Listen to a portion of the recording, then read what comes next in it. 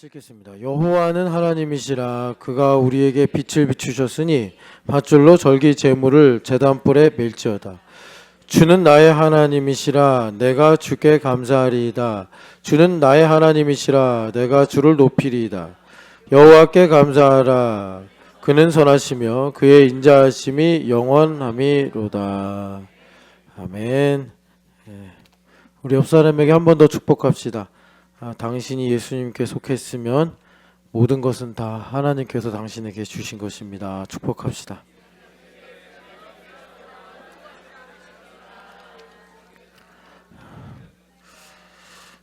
한 번 더 하나님께서 당신에게 주신 것은 감사하지 않을 일이 없습니다. 한 번 더 축복합시다.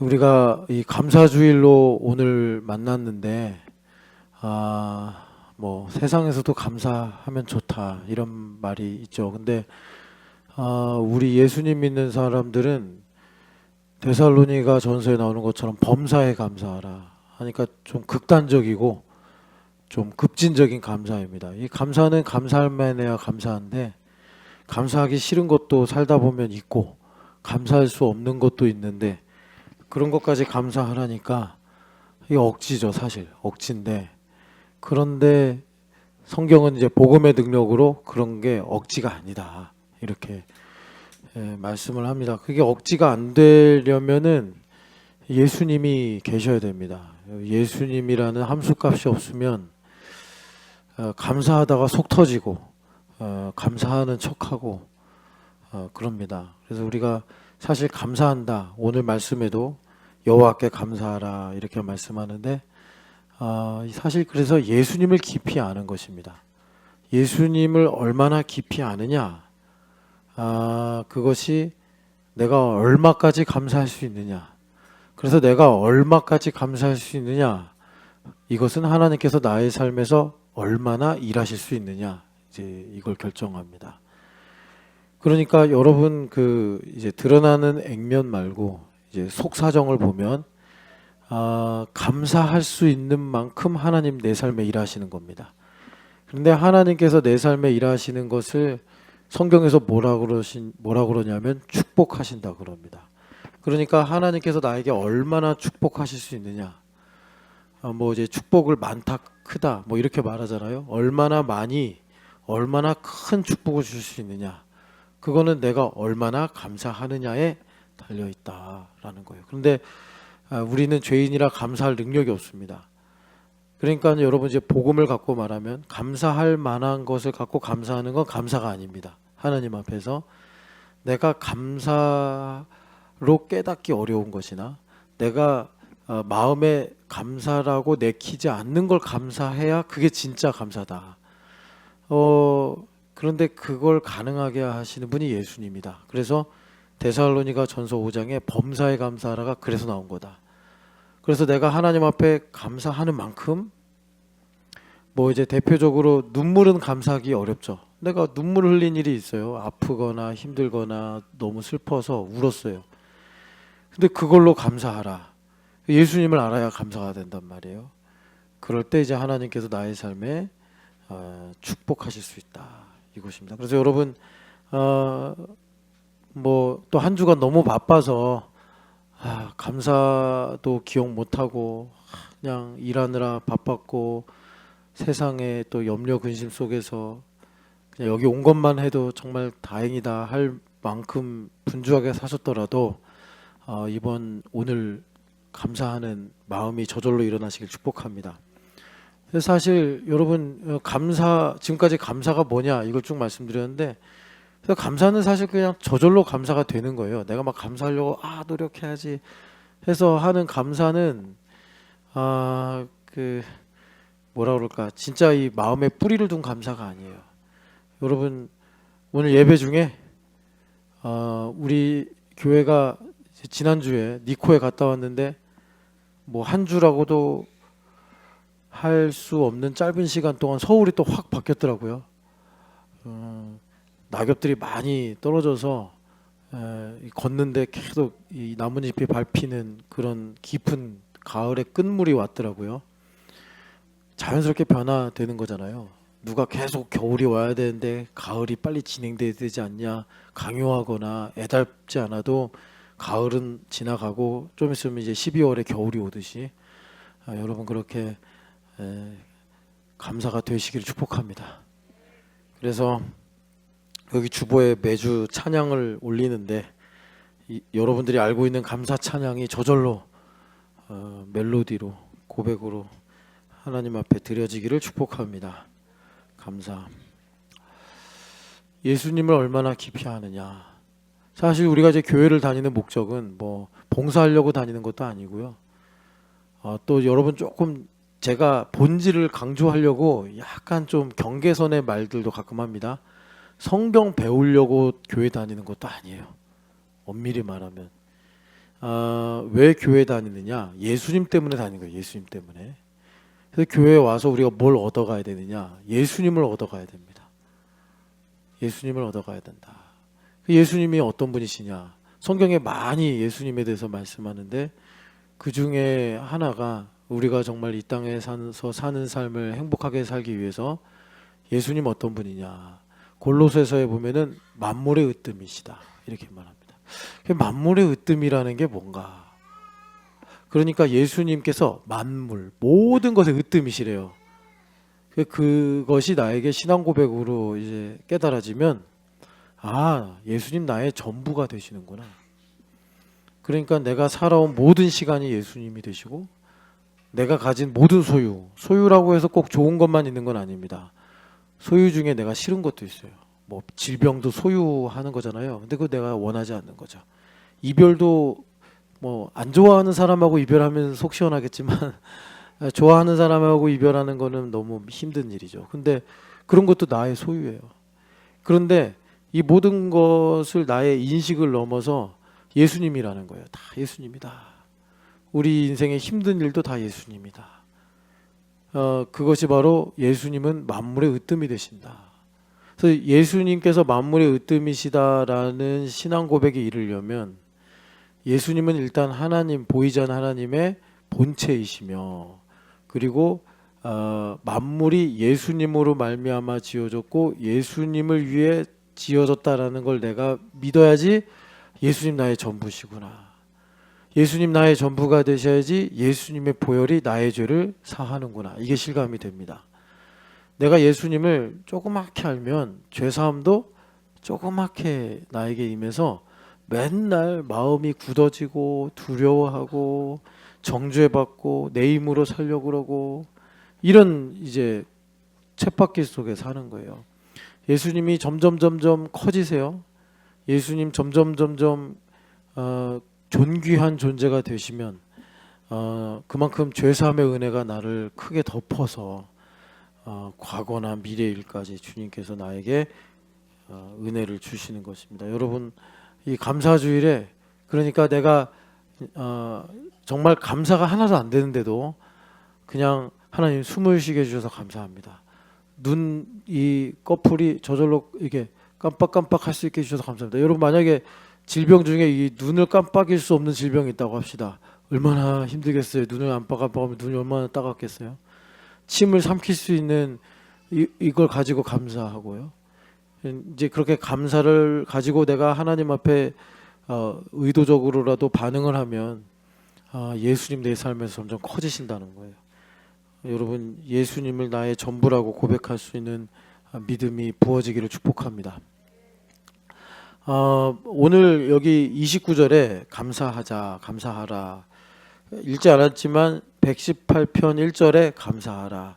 우리가 옛날 문학 시간에 시에는 수미상관법이 있다. 그래서 시인이 어떤 주제를 강조하려고 하면은 이렇게 앞과 끝을 일치시켜서 강조한다. 이런 거 배우신 것 기억나시죠? 여기도 수미상관법이 작용해서 하나님께 감사하라는 걸 강조하고 있습니다. 하나님께 감사하라. 이 118편은요, 여러분 뭐 시편 150편, 150개의 시편이 다 참 주옥 같은 신앙 고백들이지만 역사나 또 개인에게 특별히 많이 고백되고 사랑을 받는 시편들이 있잖아요. 시편 23편도 그렇고 이 다음에 나오는 시편 119편도 그런데 이 시편 118편도 그런 시 중에 하나입니다. 그래서 여러분 그 신약 성경을 보면은 시편 118편이 많이 인용돼요. 사도들에 의해서. 그만큼 참 우리에게도 매우 복된 시편이다라고 할 수 있는데 그 주제가 감사하더라. 그런데 여러분 한번 제가 그 몇 주 전부터 이제 교회 소식을 나누면서 여러분 추수감사주일이 다가오고 있습니다. 감사합시다, 감사합시다. 여러분 말했는데 한번 뭘 감사할까 생각해 보셨어요? 뭘 감사할까? 근데 되게 좀 뭘 감사할까 하면은 좀 뻔한 느낌도 있고 뭔가 감사를 하려면 뭉클하고 좀 이렇게 놀라움이 있고 이래야지 뭔가 우와 감사하다 이럴 것 같은데 뭐 다 그런 건 아니겠지만 저의 경우에는 그냥 너무 하나님 앞에 심심한 그러니까 정말 우리가 그 깊은 감사를 드린다 할 때 심심한 그거 말고 재미없다 할 때 심심함 그런 감사로 나아가는 게 스스로 좀 용납이 안 되는 거예요. 그렇지 않은데도 불구하고 그래서 좀 애썼어요. 감사 어떻게 해야지 하나님을 영화롭게 할까. 그러는 중에 시편 118편을 많이 오랫동안 묵상했고 묵상하다 보니까 여러분 오늘 칼럼 보면 제목도 이상하게 히브리어로 막 써놓고 했잖아요. 근데 소프트웨어가 다르다 보니까 여기 써있는 히브리어는 좀 잘못 쓰여져 있습니다. 그래서 그냥 이렇게 꼬불꼬불 쓰여 있는 게 히브리어구나 이렇게 보시면 되겠고 시편 118편 1절을 히브리어로 옮겨 쓰면서 이거를 읽으면 이런 식입니다 라고 제가 이렇게 그냥 재미삼아 소개했고 이제 여러분들이 한글 성경 보면 이것이 이런 뜻이구나 알 수 있고 그런데 감사가 여기 보면은 사역형이다. 그러니까 감사하게 되는 거더라. 그러니까는 예수님 내 안에 살아계시면 내가 감사하는데 그게 사실은 뭐 let me thanks 뭐 이런 의미가 되는 거예요. make me thanks 뭐 이렇게 되는 겁니다. 나를 감사하게 만드는 은혜가 임하는 겁니다. 이 히브리인들의 기본적인 개념이에요.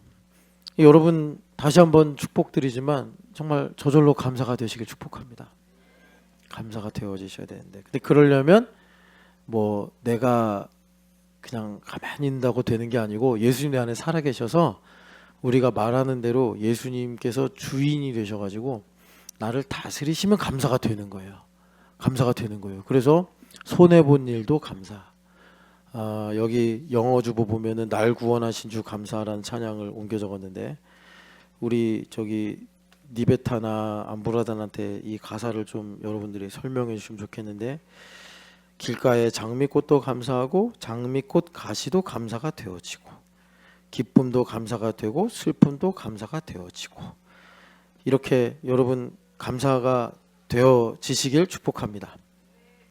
그래서 이 감사라는 것에 그 히브리인들의 뉘앙스가 있지 않겠습니까? 히브리인들은 뭐 신명기 8장 3절 때문에도 그렇긴 한데 밥 먹듯이 성경을 본 사람들이라서 그래서 요번에 이제 여러분들 일본에 다녀오신 분들도 여러 모양으로 보셨겠지만 왜 일본인들은 아름다운 자연을 보면서도 다 귀신의 이름을 붙일까?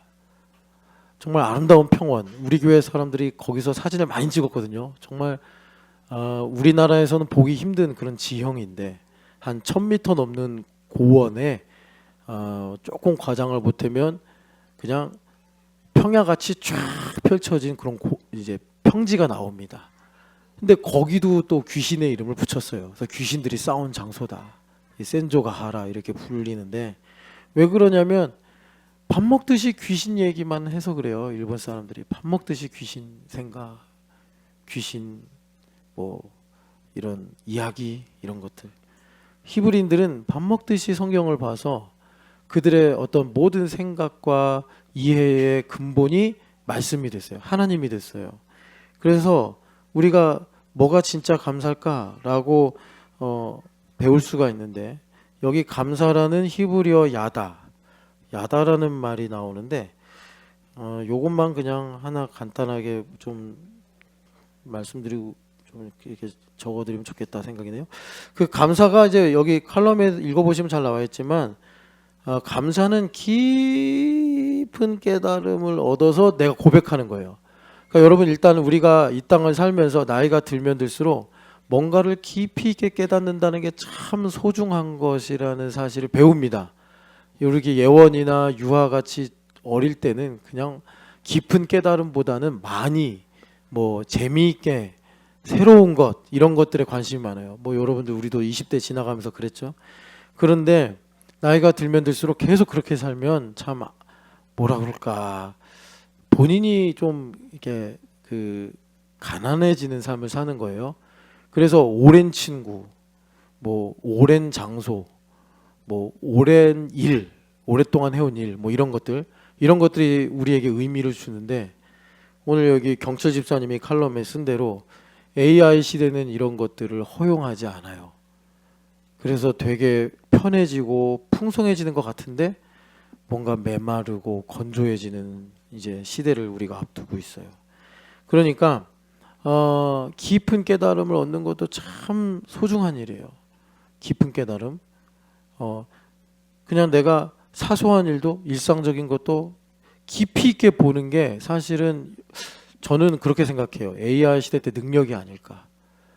빠르게 많이 이거보다 한 가지를 깊이 있게 통찰할 수 있는 그런 어떤 능력을 갖는 것이 AI 시대에 그 사람들이 세상이 요구하는 것이 아닐까. 그 재밌는 게 그 시대가 요구하는 것 중에 그 업그레이드 되는 걸 요구한대요. 업그레이드 될 수 있는 것. 업그레이드 될 수 있는 것. 그러니까 여러분 우리가 어떤 일을 하거나 생각을 할 때 업그레이드가 된다. 이거는요. 그냥 내가 기술을 얻어서 되는 게 아니라 깊은 사고, 깨달음을 얻을 때 눈이 바뀌고 생각의 기준이 바뀌면서 업그레이드가 되거든요. 그게 성경으로 말하면 이전 것은 지나갔으니 보라 새 것이 되었도다. 그리스도 안에 있는 자는 누구든지 새로운 피조물이라 이런 겁니다. AI라는 것이 우리에게 많은 위협을 줍니다. 설교도 AI로 들으려고 그럴 거고 교회도 AI로 그냥 다니려고 할 거고 신앙도 AI한테 상담받을 거고 다 그럴 거예요. 이제 사람들이. 그런데 오늘 경철 집사님이 참 저에게 감동을 많이 줬는데 우리 교회는 그런 거 보면 상당히 불편한 교회. 상당히 부대끼는 교회. 비반 AI적 교회. 아티피셜 그런 이제 뭐 교회다라고 할 수 있는데 성격이 그래요 우리 교회가. 근데 이런 일들을 통해서 하나님께서 우리에게 그러니까 이제 깊은 깨달음을 주셔서 우리가 업그레이드 새로운 피조물로 살아가는 일들을 주시는 거죠. 자, 그래서 감사는 뭐냐? 깊은 깨달음을 일단 얻어야 되고요. 살면서 이게 이런 뜻이었구나 이렇게. 사람을 오래 만나면 지루해질 수 있죠. 그래서 함부로 대하기도 합니다. 제가 얼마 전에 어떤 자매님이 오랫동안 우리 교회 제일 오래 다닌 자매 중에 하나인데 한 자매님이 막 여기서 뭐 울분이 터질 것 같다는 거예요. 그래서 왜 그래요? 그랬더니 집에 와서 옷을 벗어서 한 번도 빨래통에 갖다 준 적이 없대요. 뭐 그 집에 이제 남자들이 여러 명 사는데 그 뱀이 허물을 벗듯이 스르륵 그것만 보면 화가 난다. 여러분 사람하고 오래 살면 그렇게 됩니다. 그런데 깊은 깨달음을 얻으시기를 축복합니다. 그러면 그렇게 벗은 허물이 귀여워 보입니다. 또 허물을 벗고 갔구나. 그런 깊은 깨달음이 있기를 축복합니다. 이강호 목사님이 되게 그 목사님 말씀으로 머리가 좋은 아내랑 결혼을 해서 잔소리가 그렇게 힘들더래요. 뭐만 하면 잔소리. 뭐만 하면 막 이렇게 참견. 너무 힘들었대요. 정말 힘들었대요. 지금도 힘들대요. 근데 깊은 깨달음을 얻고 나시니까 그냥 막 입으로 막 또 떠드시는데 사모님이 그 소리는 안 들리고 입만 이제 보이는 거예요. 가끔 영화에 그런 거 있잖아요. 소음이 줄어들고 입만 움직이는. 그러면서 그 입이 너무 귀여워 보이더라. 예, 여러분 그렇게 깊은 깨달음이 있으시길 축복합니다. 예. 그러면서 이제 감사는 두 번째 고백한다. 이 고백하는 거 참 복된 일이에요, 여러분. 부모님께 고마워요라고 고백하는 거. 옆에 오늘 이제 앉은 분들한테 한 해 동안 나와 함께 예배해 주셔서 감사합니다. 고백하는 거.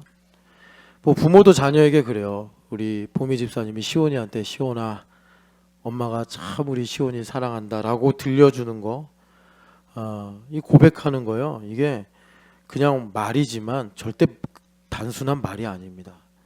이게 생명이 있고 또 나에게 어떤 새로운 차원을 여는 것과 같습니다. 이게 감사래요. 그러니까 아니 이 감사가요. 그냥 우리가 습관처럼 감사합니다. 일본에 가면은 일본 사람들이 그냥 말끝마다 아리가또 고자이마스, 아리가또 고자이마스, 아리가또 고자이마시타. 근데 그거는 이제 문화적인 표현이고 성경에서 감사다라고 하는 것은 성령 하나님께서 우리 마음에 영혼의 등불을 켜셔서 깊은 깨달음을 얻는 거예요. 그래서 오늘 주보 1면에 내가 그리스도의 것이 되면 You belong to Christ. Everything belong to you. 나에게 모든 것이 속해 있는 거야. 이거 하나님께서 이래서 나에게 주신 거구나. 이걸 깨닫게 된다는 거예요. 그것만으로 끝나는 것이 아니라 여기 여호와께 감사하라는 말이 뭐라고요? 고백하는 거구나. 뭐 부부지간에는 한 해 동안 참 같이 나와 함께 살아주느라 고마워요라고 말하는 것. 서로 사실 부부는 참아주는 거거든요. 그러면서 이제 은혜 받는 건데 그런 깨달음을 여러분 오늘 하나님께 열매로 제물로 드리시기를 축복합니다. 그래서 이렇게 우리가 감사하는 것이고 두 번째가 여러분 그래서 이제 빨간색으로 시편의 말씀들 이래서 그런 거구나. 그래서 여러분 우리 기독교에서 가장 깊은 깨달음은 내가 죄인이라는 걸 깨닫는 거예요. 내가 죄인이라는 걸. 그래서 여기 시편 19편도 보면은 시편 19편이 시편 119편의 미니어처다라고 보시면 되는데 시편 119편의 자기 허물, 내가 얼마나 죄인인가를 깨닫는 그 방법이 하나님 말씀을 많이 읽는 거다 이렇게 말해요. 하나님 말씀을 많이 읽는 거다. 그럼 그 말씀이 뱃속에 깊은 곳까지 내려가서 내가 하나님 은혜 없으면 살 수 없는 죄인이구나. 허물을 깨닫는 거예요. 허물을. 이래야지 복이 임합니다, 여러분. 문제가 해결된다고요. 내 숨은 허물을 깨달아야 그래서 주님께서 미쁘사 나를 깨끗하게 하시고 죄를 사해 주실 때 문제가 해결되는 거예요. 여러분 사실 우리가 얼마나 많은 문제를 가지고 있어요. 요즘에 이제 뭐 예측한다고 2026년에 관한 뭐 이런 많은 책들이 나오는데 보시면 알겠지만 만만치 않구나. 그래서 항상 그 키워드를 잡잖아요. 그런 책들이. 그래서 제게 제일 설득력이 있었던 단어 중에 하나가 영어로는 저도 잘 쓰지 않고 생소한 단어로 잘 외워지지가 않고 한글로 보면 재조정이래요. 항상 이렇게 변동에 있어서 조정될 수 있는 이런 어떤 유연성, 그런 캐파, 그런 어떤 통찰력 이런 것이 있어야 된다라고 그 키워드를 잡더라고요. 여러분 우리 그러려면은 나에 대한 이제 복음의 내용으로 말하면 나에 대한 깊은 성찰이 있어서 하나님의 은혜가 없이 살 수 없구나 할 때 하나님께서 나의 삶에 이제 그런 삶을 문제를 해결할 수 있는 이제 능력과 지혜를 주시더라는 겁니다. 그리고 그 다음에 보면은 또 감사하다 야다라는 말이 무슨 뜻이 있냐면 이게 사실은 이제 중요한데 그래서 하나님 어떤 분인지를 내가 이 땅에서 선포해야 되는 사명이 있는 거예요. 하나님 이러신 분이다. 하나님 거룩하시다. 하나님은 사랑이 충만하시다. 여러분, 그래서 오늘 우리가 이 시편 118편이 길어서 읽지 않았는데 제가 이 17절을 참 좋아하거든요. 118편 17절 같이 읽겠습니다. 내가 죽지 않고 살아서 여호와께서 하시는 일을 선포하리로다. 아멘. 여러분들에게 이런 거룩한 생애 본능이 있으시길 축복합니다. 이 우리 사명이에요. 여러분, 사실 우리가 약간 좀 냉정하게 생각하면 살아서 뭐해요? 힘들지, 어렵지, 맨날 나는 틀리기만 하지. 그러니까 사나 죽으나 다를 바 없는 거 아닌가, 뭐 이런 생각하기 쉬운데, 살아야 할 이유가 뭐냐, 이 말씀이 탁 내 마음에 와닿았으면 좋겠는데, 하나님 나를 그래서 살려주십시오 이랬으면 좋겠어요. 그게 뭐냐면 여호와께서 하시는 일을 선포하기 위해서, 하나님께서 나의 삶에 이루신 일을 선포하기 위해서. 그래서 하나님을 모르는 사람들이 아, 하나님은 전능하신 분이구나, 하나님은 위로자시구나, 하나님은 영광스러운 분이구나, 하나님의 일을 선포하기 위해서. 이게 감사라는 거예요. 하나님 하신 일을 선포하려면, 그러니까 나의 삶에 이루신 하나님의 일들이 뭔지를 깨달아서, 여기 이제 보면은요, 칼럼에 보면 하나님 어떤 분인지를 알아야 돼요. 하나님 어떤 분이신지를 알아야 돼. 근데 여러분, 하나님 어떤 분이시다, 이게 되게 어려운 내용이 아닙니다. 복잡한 내용이 아닙니다. 우리가 교회 다니면서 맨날 귀 아프게 듣는 거룩, 영광, 사랑, 뭐 하나님의 본성 중에 본성이 뭐냐? 그럼 이 세 가지예요. 하나님은 거룩하시고, 하나님은 사랑이시고, 하나님은 영광스러우신 분인데, 중요한 건 이걸 내가 이제 머리로 알고 뭐 이렇게 말을 할 줄 아는 게 중요한 게 아니라, 자, 우리 신주희 자매가 센터에서 복지사로 일하는데, 신주희 자매가 할머니를 만나서 할머니의 사는 이야기를 들으면서 하나님은 거룩하신 분이고, 하나님은 영광스러우신 분이고, 하나님은 나에게 사랑이시구나, 이걸 실감하는 게 하나님을 아는 거예요. 하나님 어떤 분인지를 아는 거예요.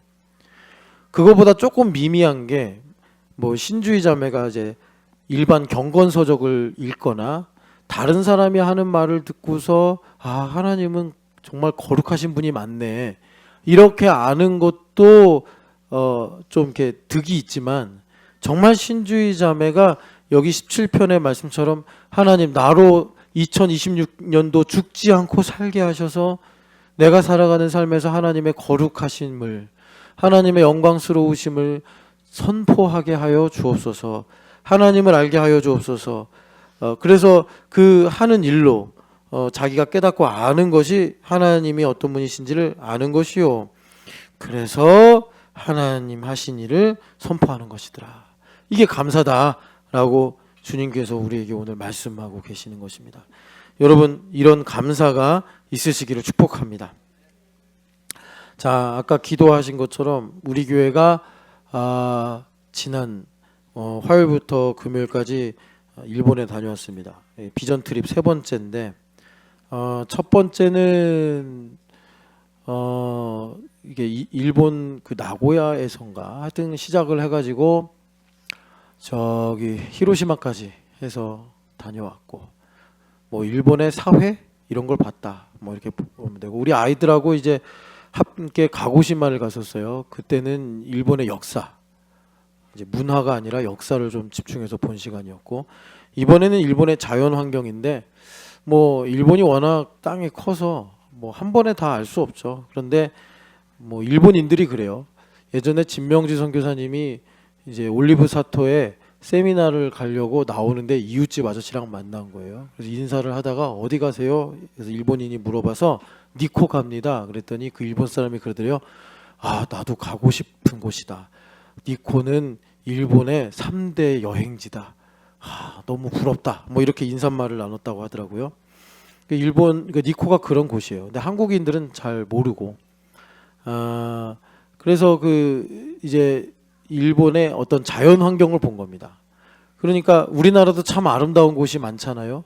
우리 예수님 믿는 사람들은 그런 곳에 가면 하나님께서 지으시고 그 모든 피조물들이 하나님을 찬양한다는 걸 기본적으로 알고 있기 때문에 하나님을 즐거워하고 또 하나님께서 나를 사랑하시는 것을 자연을 통해 발견하죠.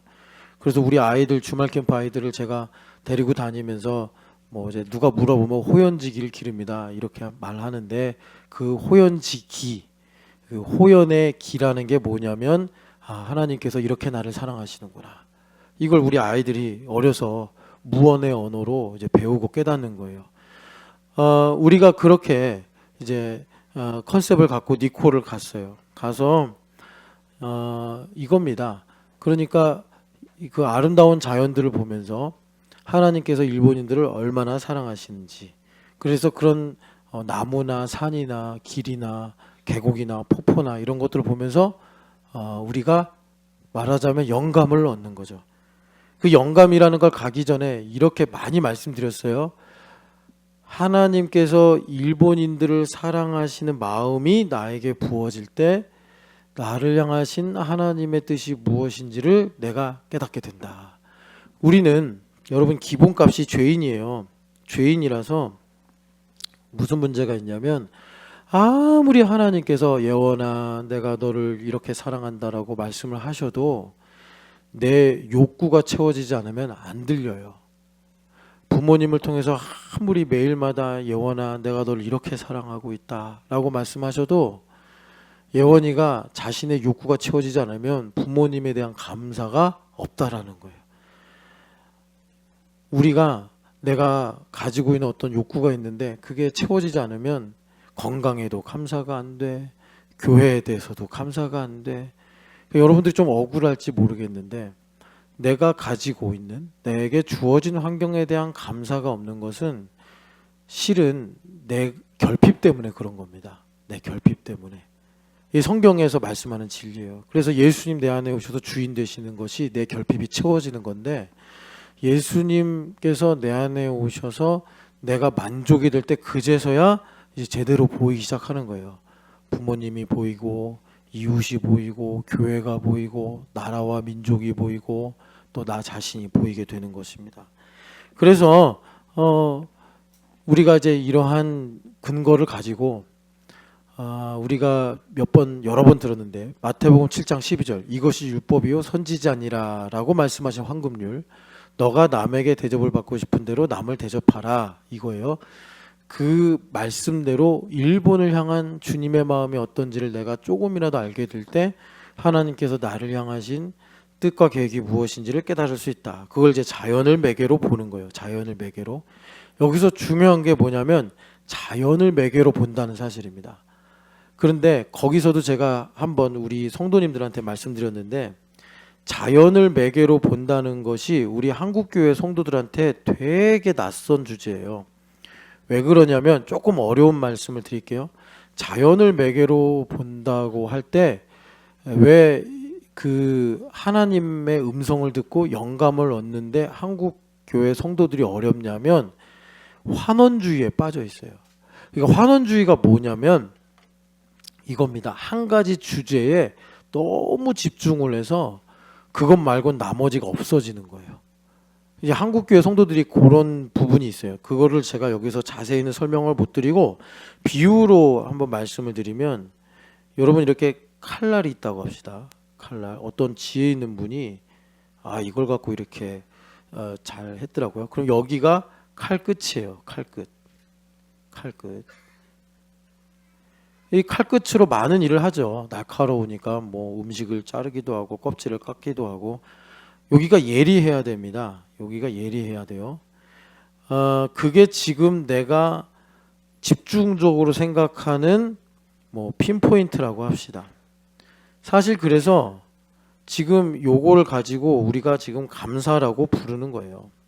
감사. 그런데 이 칼끝이요, 실제로 쓰임을 받기 위해서는요, 요 부분 단단하고 무딘 것 같지만 이 끝을 지탱해 줄 수 있는 요 부분이 중요합니다. 그래야지 칼끝이 제 역할을 하는 거예요. 이걸 뭐라 그럴까요? 몸체라고 할까요? 본체, 칼의 본체.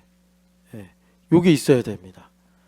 그러니까 지금 제가 말씀드리는 거는 나를 향하신 하나님의 뜻이 뭘까라고 생각할 때 지금 제가 이거를 자연 환경 하나 가지고 말하는 거예요. 그러니까 우리가 예수님 믿는 사람들이요, 이 자연 누가 만드신 거죠? 하나님 만들었다고 우리가 알고 있어요. 그러면 열심히 자연을 우리가 실감해야죠. 이렇게 가을에 뭐가 이렇게 막 떨어지고 색깔이 바뀌면 우리가 이걸 감상할 수 있어야죠. 겨울이 오면 겨울 나름대로 우리가 또 느낄 수 있어야죠. 이게 있어야지, 자연 환경이 있어야지, 말하자면 내가 오늘 딱 포커스를 갖고 보는 그 하나가 제대로 나의 삶에서 뭐 해결돼야 될 거면 해결될 거고, 뭔가 풀려야 될 거면 풀릴 거고, 뭔가 형통해야 될 거면 형통하게 되는데, 아까 환원주의라고 한 문제가 뭐냐면 요것만 지레집다 생각하는 거예요. 예, 요것만. 그러면 어떻게 되냐? 칼끝만 남아. 이 칼끝만 남게 되는 걸 뭐라고 그러냐면 소멸점이다 그러는 거예요. 그러니까 여러분, 칼끝은요 정말 이 점 하나에 불과하단 말이에요. 그러니까 그것만 계속 하면 내 삶이 소멸된다고. 결국에는 뭔가 될 것 같은데, 이것만 되면, 해결되면 모든 게 다 좋아질 것 같은데, 이것만 집중하면 그것 자체도 힘이 없고 의미가 없고 그것 자체도 내 삶에서 소멸되고 만단 말이에요. 그러니까 반드시 본체가 있어야 돼. 이거는요 상당히 교회론적인데, 이 여러분, 우리 개인의, 이게 이제 개인이라고 할 수도 있어요. 나 개인의 삶. 그러려면 본체인 몸, 그래서 연결되고 결합되는 교회가 있어야 된다. 이렇게도 말할 수 있어요. 그래서 우리가 이번에 니코 가서 자연 환경을 봤어요. 아, 우리나라랑 비슷한 듯하지만 너무나 다른 일본의 이런 어떤 땅의 지형이라든지, 뭐 우리 아이들이 하도 이제 주말 캠프 다니면서 뭐 지리산, 설악산 이런 데 많이 가니까 거기에 이제 흐르는 개울이 있었거든요. 개울이라고 해야 되나? 하여튼 뭐 자기들 이름은 강이라고 이름을 붙였는데, 그런 걸 이렇게 쭉 보면 다르대요. 색깔도 다르고 모양도 다르고 심지어 유속도 다르다. 실제로 그래요. 이상하게 우리나라에서 보는 그런 산에서 흐르는 천들은 좀 유유히 흐르는 느낌이거든요. 졸졸졸졸. 근데 일본에서 본 그 이제 우리 어머님들이나 우리 형제자매들 보신 분들 알겠지만 콸콸콸콸콸 흐르는 느낌이에요. 야, 하나님 이렇게 다양하게 지으셨구나. 나무도 다르고 풀도 다르고 햇빛도 다르고 기후도 다르고, 그런 것들을 통해서, 그러니까 아, 하나님께서 일본을 이렇게 사랑하시는구나 라는 것을 알 수가 있고, 그럴 때 이제 나를 향하신 하나님의 뜻이 이런 것이구나를 깨달을 수 있다. 그래서 자, 우리가 이번에 니코 가서 연습하고 온 게 뭐냐면, 우리가 한 가지 주제만, 칼끝만 계속 생각해. 돈, 자녀, 뭐 외로움 이것만 계속 생각하면 소멸점으로 간다고. 사라진단 말이에요. 우리 삶 자체가 의미도 사라지고 능력도 사라진단 말이에요. 그런데 복음은 갇혀 있는 우리를 자유케 해서 이 본체라고 할 수 있는 자연 환경이라고 말씀드린 전체를 보게 하고 흐름을 우리로 알게 합니다. 우리 아이들한테 부모님들이 공부해 이 말 많이 하죠. 공부, 이게 칼끝이에요. 공부해, 칼끝. 그런데 지혜로운 사람은 전체와 흐름 속에서 공부해를 말한다는 거예요. 그러면 아이들이 듣는다는 거예요. 복음, 그게 복음이에요. 아, 공부해야겠구나. 공부해. 근데 아이들이 공부해라는 말을 해서 공부하기 싫다라고 그래. 공부하려고 그러는데 엄마가 공부하라니까 공부할 마음이 사라졌잖아. 뭐 우리가 이런 걸 이제 정죄다 이렇게 말을 하는데, 왜 그러죠? 전체나 흐름 없이 공부해 이러는 거예요. 너 왜 공부 안 해? 그럼 이제 정죄를 받으니까 뭐 무서우면 하는 척이라도 하겠지만, 이제 아이들이 그래서 더 공부하기 싫어 이런 이제 마음으로 반응을 하는 것입니다. 복음은 우리로 하여금, 여러분, 말씀을 읽을 때, 성경 말씀을 들을 때 이 말씀 때문에 나의 삶의 전체와 흐름을 보게 하시는 거예요. 그래서 하나님께서 나에게 핀포인트로 하신 말씀이 정말 거룩하고 영광스럽고 사랑으로 나의 삶에 역사하는 은혜를 주시는 것입니다. 여러분들의 삶에서 이 전체와 흐름을 보는 감사가 있기를 축복합니다. 지금 이제 감사 설명한 거예요. 그러니까는 여러분, 우리가 그 니코 가서 이런 모든 일들을 보고 주님 감사합니다라고 할 때, 그럴 때 하나님께서 나의 삶에 칼끝처럼 말씀하시는 하나님의 뜻이 무엇인지를 깨닫고 알게 하시더라. 자, 여러분 시편 90편을 한번 보시겠어요? 시편 90편 1절부터 4절을 쭉 한번 읽겠습니다. 주여, 주는 대대에 우리의 거처가 되셨나이다. 산이 생기기 전, 땅과 세계도 주께서 조성하시기 전, 곧 영원부터 영원까지 주는 하나님이시니이다. 주께서 사람을 티끌로 돌아가게 하시고 말씀하시기를 너희 인생들은 돌아가라 하셨사오니, 주의 목전에는 천년이 지나간 어제 같으며 밤의 한순간 같을 뿐임이니이다. 아멘. 여기 4절부터 시작되는 말씀이 중요한데, 이 말이 무슨 말이냐면, 여러분들 꼭 이 진리를 얻으시기를 축복하는데요. 무슨 말이냐면, 여러분 우리 인생에 고통이 있지 않습니까? 근데 고통을 해결하려고 그러면 고통이 해결이 안 됩니다. 정말 고통을 해결하려면 이 고통을 주신 하나님의 뜻이 뭘까? 그런데 성경은 엄밀히 말하면 고통은 하나님 주신 게 아니라 우리가 죄인이 되어서 자초한 거라고 말씀하십니다. 그런데 예수 그리스도 안에서 이 고통 또한 에브리띵 안에 들어가요. 범사에 들어가기 때문에 분명히 감사의 이 근거가 되는데, 그런데 이게 쉽지 않아요. 아무리 쇠옹지마를 백날 외치고 기억을 해도 감사했던 건 또 불행이 되기도 하고, 또 불행했던 게 감사가 되기도 하고, 우리는 그런 윤회 같은 이 굴레에 있는 인생이 아니거든요. 그럼 4절의 진리가 뭐냐 이거예요. 여러분 제가 니코에서 잠깐 세미나 시간이라고 해가지고 아주 짧게 말씀을 드렸는데, 모세가 얼마나 참 불행한 사람인가. 그 불행을 여러분, 모세가 사람을 죽이고 미디안 광야로 도망갔잖아요. 그런데 도망간 이유가 살인죄 때문에 잡힐까봐 도망간 거라기보다, 스데반의 설교나 히브리서의 모세의 인생을 잠깐 언급을 하는데 보면은 동족 히브리인들에게 거절을 당했습니다. 근데 이 거절을 당한 내용을 좀 풀어 말하면 이거예요. 그러니까 우리가 이렇게 살다 보면 저 사람은 되게 좋아 보이는데 문제가 없을 것 같은데, 만약에 내가 그렇다 칩시다. 남들은 나를 잘 몰라. 내가 뭐 좋은 옷 입고 다니고 또 가난해 보이지 않으니까, 저 사람은 참 나랑 다르게 걱정이 없을 것 같다 라고 사람들이 쉽게 그렇게 예단할 수 있잖아요. 그런데 다른 사람들이 모르는, 심지어 아론과 미리암도 모르는 모세만의 고통이 있었던 거예요. 이런 성격의 고통이 모세 고통입니다. 그러니까 모세를 보면은 요즘 말로 금수저예요. 히브리인으로 태어났는데 엄마가 잡히면 죽으니까 잡히지 말라고 그냥 갈대 상자에 넣어서 나일강에 던졌는데, 그때 마침 파라오의 공주가 목욕을 하러 나오는 바람에 모세가 건짐을 받아서 금수저가 됐어요. 그래서 자기 친구들은 맨날 노동판에 끌려가서 돌 나르고 지푸라기 꺾어오고 이러고 살았는데, 모세는 좋은 집에서 좋은 옷을 입고 좋은 교육을 받으면서 좋은 것을 신나게 먹으면서 그렇게 살아왔단 말이에요. 그러니까 히브리인들이 보면 히브리 말도 하고 히브리인 같이 생겼을지 몰라도 쟤는 뭐가 힘들겠어, 쟤는 아무런 고통이 없어, 이런 참 실존적인 상황 때문에 모세는, 여러분 사실 민수기 13장에 모든 지면에 있는 사람들, 그 말씀으로 말하면 짧게는 거기에 같이 있는 한 200만 정도의 유대인들, 히브리인들, 이스라엘 사람들 중에 가장 온유했대요. 그 말은 무슨 말이냐면 제일 고생이 많았다라는 거예요. 모세가. 하나님 그렇게 보신 거예요.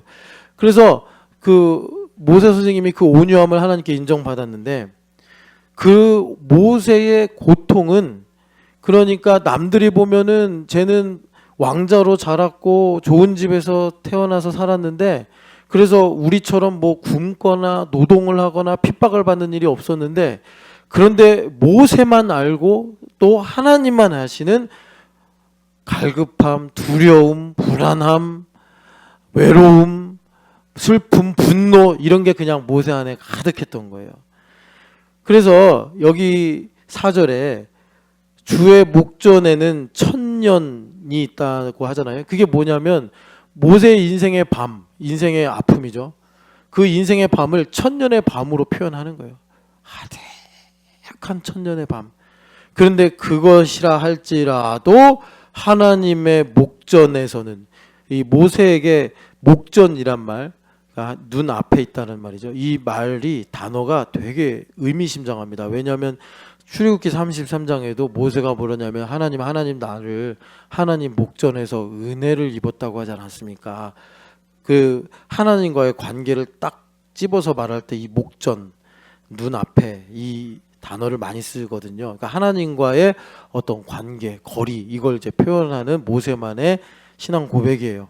그런데 하나님의 목전 앞에 서니 자신의 인생, 뭐 짧게 말하면 80년, 이 80년의 고통이, 외로움이, 슬픔이 천년의 밤과 같은데, 그것이 하나님 앞에서는 하룻밤, 어제 여러분 다 그래도 1시간 이상은 주무시고 오셨죠? 주무시는 중에 쓱 지나가 버린 한순간과 같을 뿐입니다. 이게 상당히 놀라운 진리인데, 무슨 말이냐면 우리가 그리스도 예수 안에 있으면 정말 내 인생에 아무리 큰 고통이 있다 할지라도 그 고통은 하나님을 깨닫고 알게 하는 레버리지에 불과하다라는 거예요. 이게 놀라운 진리입니다. 그러니까 더 이상 나의 고통이 나를 정죄하거나 나를 불행하다고 끌고 갈 수가 없는 거예요.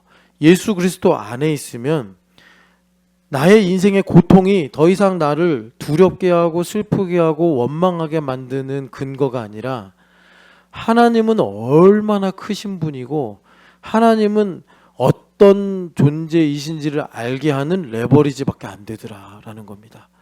여러분, 이 진리를 발견하시기를 축복합니다.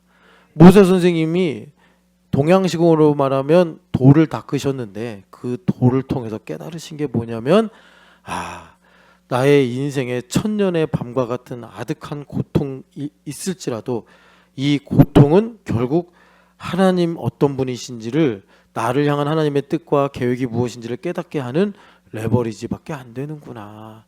이것을 이제 모세 선생님이 깨달아서 12절, 이 12절이 시편 90편의 핵심인데 같이 읽어보겠습니다. 우리에게 우리 날 계수함을 가르치사 지혜로운 마음을 얻게 하소서. 아멘. 시간은 지나가면 사라지듯이 없어지는 것 같지만 우리에게 지혜를 주시면 우리가 이 시간 속에서 하나님의 뜻이 무엇인지를 깨닫고 아는, 계수하는 지혜를 가지게 되더라라는 것입니다. 여러분, 이렇게 감사하시길 축복합니다. 감사하시길 축복합니다.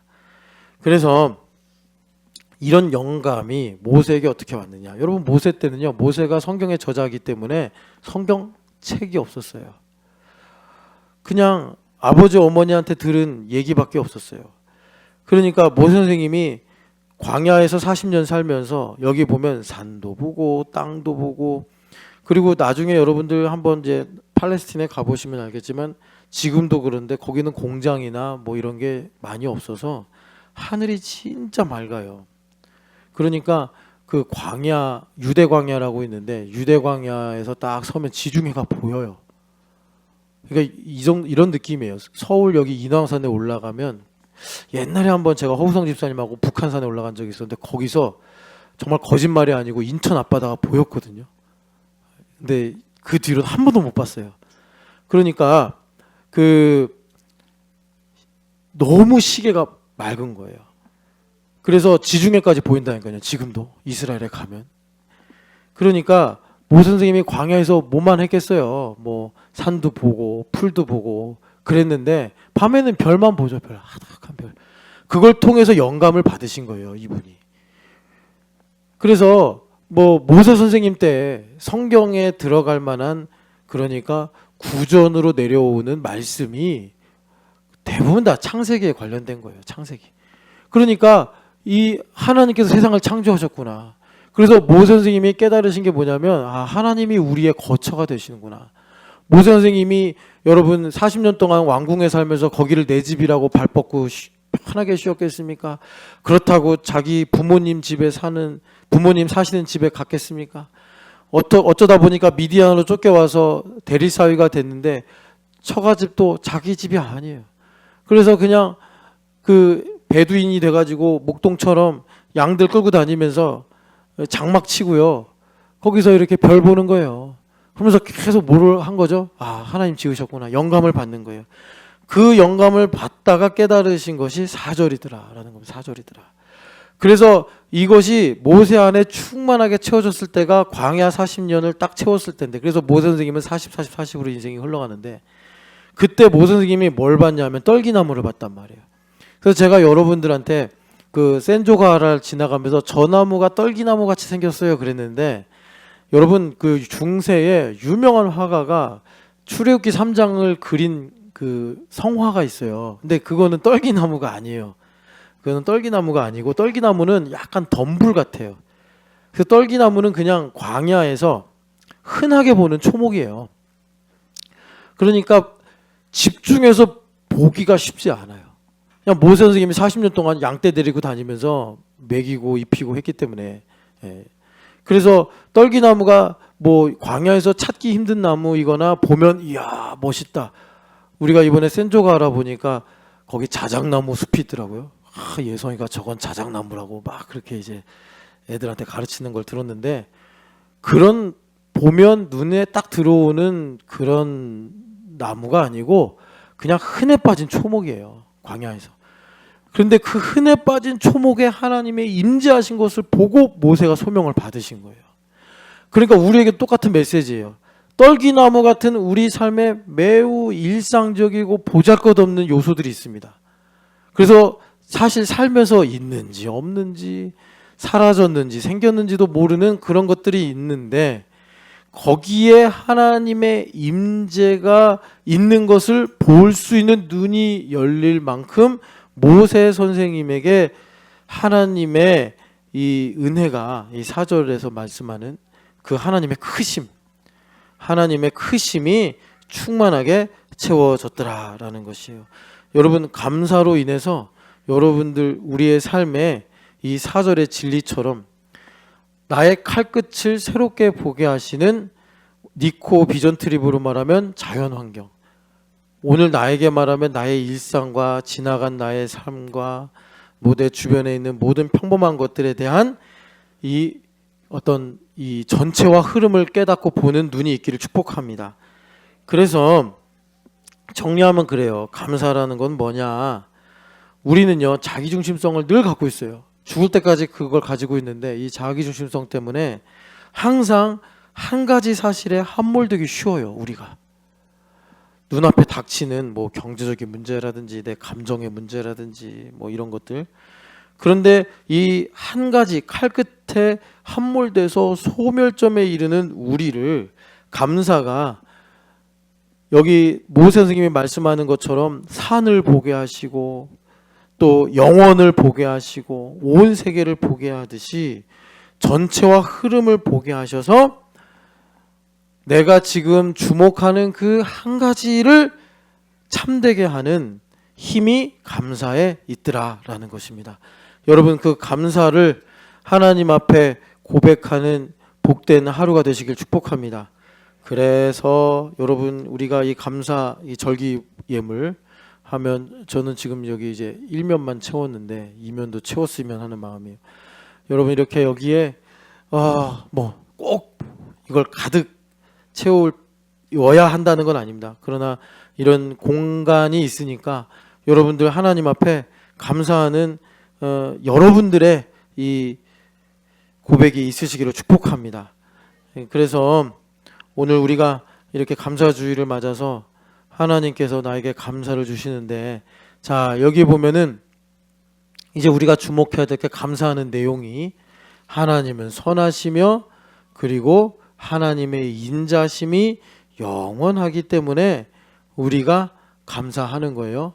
자, 오늘은 이 선하심은 생략하고 인자하심만 집중해서 보려고 그러는데, 여기 인자하심이 성경에 다양한 단어로 번역이 됐어요. 왜냐하면 한글에는 없는 개념인데, 뭐 쉽게 말하면 사랑이라고도 말할 수 있어요. 그런데 여러분, 성경의 용례를 보면은 자비로도 번역이 되고 또는 인애로도 번역이 됩니다. 여기에는 이제 인자 이렇게 이제 번역이 됐어요. 그러니까 이 말씀이 신약으로 넘어오면서 그냥 사랑, 아가페 이거 하나로 그냥 딱 정리가 됐거든요. 그래서 요한일서 4장 8절을 보면 뭐라고 말씀하시냐면 하나님은 사랑이시다 이렇게 말씀해요. 하나님 자신이 사랑이라는 거예요. 하나님 자신이 사랑인데 참 이것이 우리에게 어려운 게 여러분 이 사랑이 그러니까 상당히 근본적인 단어인데 이 사랑만큼 오염된 게 없어요. 그러니까 무슨 말이냐면 예수님께서 이런 말씀을 이것 때문에 하신 건데 너희들이 사랑할 만한 사람을 사랑하면 그게 무슨 사랑이냐? 그러니까 사랑이 아니라는 거예요. 너희가 사랑할 수 없는 사람을 사랑해야지 사랑이지 않냐? 그게 진짜 사랑이라는 거예요. 그게 무슨 말이냐면 우리가 욕망이 있기 때문에 사랑을 말합니다. 그런데 그거는 사실 하나님이 사랑이시라서 하나님 외에는 사랑이 아닌 거예요. 그러니까 우리가 사랑한다는 거는 하나님으로부터 흘러와서 나를 통해 흘러가야 그게 진짜 사랑이에요. 그런데 이 사랑과 다르지만 같은 것이 뭐냐면 생명이에요. 그러니까 내가 사랑하고 있어야 생명이 있는데 원수마귀가 나를 속이기 쉬운 게 내가 내 욕망을 투영할 수 있는 사람을 사랑해요. 그러면 내가 살아있다고 느껴요. 근데 그건 사랑이 아니라는 거예요. 네. 그러니까 내가 한 사람이 있는데 이 사람이 좋을 때 막 사랑한다고 그래. 근데 이 사람하고 관계가 안 좋아지면 이제 사랑 걷어. 끝. 나 너랑 사랑 안 해. 이렇게 된단 말이에요. 그건 욕망이라고. 그건 사랑이 아니란 말이에요. 생명이 없단 말이에요. 그래서 사랑이다라고 하면 대표적으로 나오는 게 연인의 사랑보다 부모님의 사랑이에요. 왜냐하면 부모님은 자기가 낳았어. 그리고 본성이 그걸 끌어당기는 거예요. 그래서 좋으나 싫으나 이 사랑이 흘러가는 본성이 있단 말이에요. 근데 그것조차도 성경에서 말하면 하나님으로부터 와서 하나님으로부터 온 사랑이 나를 통해 흘러나가야 된다. 이렇게 말씀하시는 건데 그러니까 사랑은 내가 좋아할 때만 사랑이 아니라 내가 싫어할 때, 내가 실망스러울 때, 내가 사랑하기가 싫을 때도 이게 흘러나가야지 사랑이다. 그걸 이제 성경에서 우리에게 사랑이라고 말씀하는 거예요. 그래서 이 하나님의 사랑 이거를 히브리어로 헤세드라고 말한다는 거 여러분 잘 아시죠? 이 헤세드가 주제가 돼서 쓰여진 성경이 룻기예요. 룻기. 그래서 예전에도 룻기로 여러분들에게 많이 말씀드렸는데 룻이 그 나오미의 며느리잖아요. 나오미가 두 아들이 있었는데 이 두 아들을 데리고 모압 땅에 갔다가 남편 죽고 두 아들도 죽었어요. 그 당시는 고대 사회이기 때문에 무슨 복지 제도나 구제할 수 있는 방법이 없어요. 그러니까 나오미가 이제 나는 남편도 없고 아들들도 없으니까 베들레헴 고향으로 돌아가야겠다 해가지고 떠나려고 하는데 두 며느리가 따라오는 거예요. 그런데 이 며느리들은 젊어. 그러니까 남편들이 죽었기 때문에 재가를 할 수 있어요. 그래서 또 이 두 여인은 모압 여인이기 때문에 유대 땅으로 돌아오고 이스라엘 땅으로 돌아오면 더 천대받고 차별받을 거란 말이에요. 그러니까 돌아가라 이러는 거예요. 내가 지금 혹시 재가를 해서 아들을 낳는다 하더라도 너희들에게 그 계대법에 의해서 삶을 유지시켜 줄 수가 없다. 그러니까 모압 땅으로 돌아가라. 이 말은 무슨 말이냐면 오르바와 룻이 모압 땅으로 돌아가도 되는 합법적인 근거가 있다는 거예요. 죄가 아니라는 거예요. 너무한 게 아니라는 겁니다. 그런데 오르바와 룻이 아닙니다. 어머니 혼자 여러분 모압 땅에서 베들레헴까지 걸어가는 게 버스도 없고 기차도 없고 돈도 없기 때문에 가다가 객사할 수도 있는 거예요. 그러니까 이 젊은 두 며느리가 같이 가겠다고 막 따라와요. 그 나오미가 도저히 양심상 그럴 수가 없는 거예요. 얘네들은 나랑 헤어져서 자신의 고향으로 돌아가면 충분히 재가할 수 있는데 삶을 얻을 수가 있는데 보호를 받을 수가 있는데 얘네들이 나를 쫓아서 이스라엘에 오면 나는 뭐 모아놓은 재산도 없고 뭐 이 아이들을 또 재가시킬 수 있는 방법도 없고 돌아가라. 두 번째 돌아가라고 할 때 오르바는 현실을 인정하고 울면서 돌아가고요. 룻이 한 말이 어머니의 백성이 나의 백성, 어머니의 하나님이 나의 하나님이다 라고 하면서 나오미를 따라가는 거예요. 이게 헤세드인 거죠. 이게 헤세드예요. 그러니까 룻은요, 사실 젊음 하나밖에 가진 것이 없는데 이것을 할머니 나오미, 그 당시 고대법으로 보면 이제 연이 다한 나오미에게 베푸는 거예요. 그래서 나오미를 충분히 그렇다고 살릴 수도 있는 것은 아닌데 자기가 가지고 있는 것을 나누어서 그래도 나오미를 뭐 덮어주거나 마시게 할 수 있으면 그것으로 충분하다. 그런데 나오미한테 왜 룻이 그렇게 헤세드를 베풀었겠는가? 그거는 이제 성경에 기록이 안 되는데 우리가 성경 전체를 보면은 이 룻이 시집 와서 아들도 없이 남편 이런 거 보면은 뭐 그렇게 오래 부부 생활한 것 같진 않아요. 그런데 그 짧은 시간 동안 어떤 배경을 가지고 있는지 모르지만 시어머니한테 받은 은혜가 있는 거예요.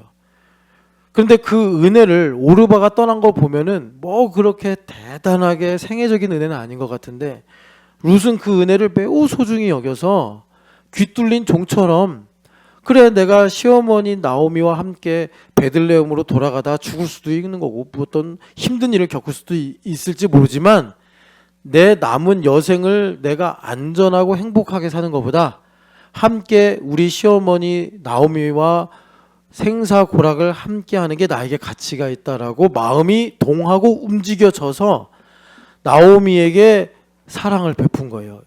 그래서 헤세드, 하나님의 인자하심이란 뭐냐면 받을 자격이 없는 이에게 나의 사랑. 여기서 사랑은 룻에게 자기한테 남은 것은 재산도 능력도 없고 단 하나 젊다는 거. 그 젊음을 가지고 돌아가서 재가를 하면은 남은 여생 뭐 한 이제 그 당시 고대 사회니까 10몇 살 정도 됐을 거란 말이에요. 그 남은 여생이 적어도 한 5, 60년 될 거 아니에요. 그 5, 60년을 넉넉하게 살 수 있는데 그것을 나오미에게 베푸는 거예요. 얼마를 살더라도 같이 살자고. 이런 게 헤세드다. 그래서 이 헤세드는요, 유대인들, 히브리인들이 생각할 때 이건 사람이 만들 수 없어요. 왜냐하면 사람이 누군가에게 혜택을 베풀고 무언가를 나눠줄 때는 받을 걸 기대하게 돼 있거든요. 받을 것을. 뭐 나의 적어도 체면이라든지 뭐 그 사람과의 관계 유지라든지 아니면 뭐 더 속물이면 이걸 이 사람한테 줘서 내가 더 많이 얻을 수 있어 뭐 이런 계산을 하겠지만 인간은 여러분 나는 아니지요 이럴 말할 필요가 없어요. 성경에서 우리는 다 자기중심성이에요. 그래서 내가 나를 성찰하고 있다는 것만이 내가 계산하에 움직이는 것에서부터 면역 체계를 갖게 하지 내가 나를 성찰 안 해. 성찰한다는 게 여기 뭐겠어요? 내게 주신 하나님의 은혜를 내가 생각하는 거예요. 그게 멈춰버리면 우리는 기계처럼 그 허클베리 핀의 모험을 쓴 마크 트웨인이 한 말처럼 우린 정확하게 기계처럼 자기중심적으로 움직이게 돼 있습니다. 그래서 저 사람하고 나하고 더 이상 주고받을 게 없다. 그럼 관계 딱 끝내는 거예요. 이제 나랑 더 이상 보지 맙시다. 이렇게 가는 거예요. 그런데 그 벽을 허물고 침입하시는 분이 하나님이신 거예요. 인애 때문에, 헤세드 때문에. 그래서 헤세드는요, 우리 인간 사이에 오고 갈 때 하나님으로부터 헤세드가 들어와야 흘러나가는 거지 내가 무슨 고상한 생각을 하고 철학을 이해하고 내가 내 마음에 좋은 마음을 10분 고양시켜서 내가 할 수 있는 게 헤세드가 아닙니다. 죄인을 위해 원수인 우리를 위해 아들을 주신 하나님의 사랑이 성령 하나님으로 말미암아 우리 가운데 부어질 때 사랑하기 싫고 사랑하면 피곤하고 사랑하면 나에게 엄청난 손해가 오고 고통이 오는 상황에서도 사랑이 흘러가게 되는 거예요. 그런데 이런 모든 상황의 속내는 뭐냐면 내가 예수님을 만나고 보니 이 흑암 세상에서 하나님의 헤세드가 없으면 살 수가 없기에 내가 이 헤세드가 흘러가는 물꼬를 막아버리면 저 하늘의 물꼬도 막히기 때문에 내가 자연스럽게 나로부터 하나님의 사랑이 흘러가게 하여 땅에서 메고 풀면 하늘에서도 메고 풀려 하나님의 헤세드가 나에게 부어지게 되더라. 이것입니다. 그 인자하심이 영원하기 때문에 너희들이 감사하라. 주님께서 우리에게 말씀하시는 거예요. 여러분 이 하나님의 헤세드로 감사의 문이 열리기를 축복합니다. 그래서 여러분 감사를 만약에 하신다면 내가 사랑할 수 없을 때, 내가 사랑하기 싫을 때, 더 이상 나랑 뭐가 맞지도 않고 막 어긋나고 갈등하고 충돌이 일어나더라도 하나님 나를 통하여 하나님의 사랑이 흘러가게 하시니 감사합니다 하는 이 여호와께 감사하라. 여기 이제 접속어를 꼭 넣자면 이제 실제로 있어요. 왜냐하면 그의 인자하심이 나에게 영원하기 때문이다. 하나님의 생명이 오늘 우리에게 충만하게 부어질 줄 믿습니다. 기도하겠습니다. 성령 하나님의 영감을 나에게 부어주사